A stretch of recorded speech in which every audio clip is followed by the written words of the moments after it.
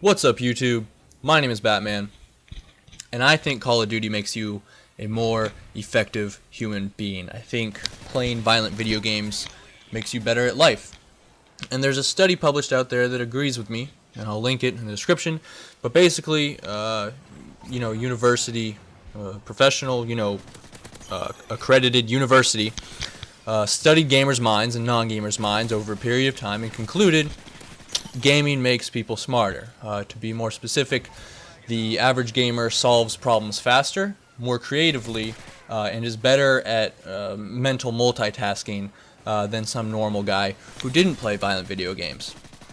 And what's the most amusing part of this is that the link is much stronger in the violent video games like Halo and Call of Duty, Battlefield, things like that, than it would be in, maybe not so violent video games. But I don't even know what that is at this point. Most video games are pretty violent. And so that's a published fucking study. It's official. But I didn't need to read the article to figure that out. I kind of, I think I figured that out a while ago based on simple logic, really. The mind is like a muscle. You've probably figured out by now that the more you do something, any task, whether you're reading, solving mathematical equations, public speaking, critical thinking in general, cooking, building fucking sandcastles. The more you do it, the better you are at it. That's no big secret. Practice makes perfect, experience. Everyone always says that the more experience you have at something, the better you'll be at it, and that's because it's true. Now, Call of Duty, gaming in general, anything, is an experience. But that experience isn't limited to just gaming. Playing video games doesn't make you better at only video games. It's like if you were to play football for a season. At the end, you're not just better at football. You'll level up your strength, your speed, your agility, your endurance, your mental toughness, all of which are going to prove to be useful in any other sport. You're leveling up abilities that are applicable in a range of circumstances. You'll be faster at track. Mental toughness. You'll be able to endure more pain in wrestling. You'll be stronger for wrestling. Things like that. And it's the same for games. You just have to examine the basic thought processes that are employed. A lot of people think Call of Duty, Halo, that these games are based on nothing but reaction time and aim. And I'm telling you now, they're wrong, and they're probably not very good at the game. Those are those guys that you see just aimlessly running around getting shit on. Call of Duty, Halo, Battlefield, again, I'm talking about all, violent multiplayer video games here, but I'm just going to refer to Call of Duty because it's the popular one. But Call of Duty is about critical thinking, which is a fancy way of saying that it's about asking questions. And more importantly, who can ask them, who can think critically the fastest. Say you're trying to capture the B flag. To be successful, you have to ask yourself the right questions and then be able to answer them. So you're walking towards the B flag. First you have to ask, where's your team?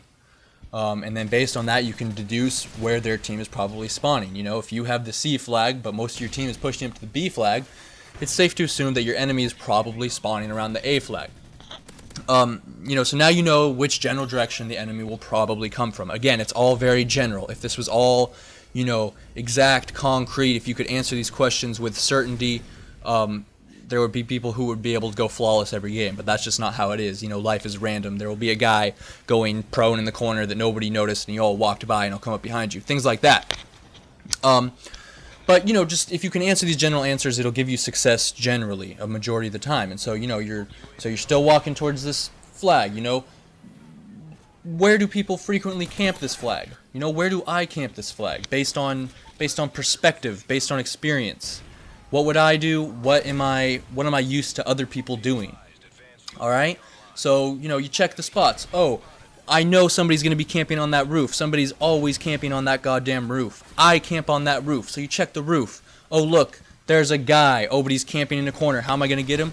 Oh, I know. I have my rocket launcher that has splash damage. So I can't shoot, so I'll fire a rocket in there. I take him out. Boom, he's fucking dead. You're done.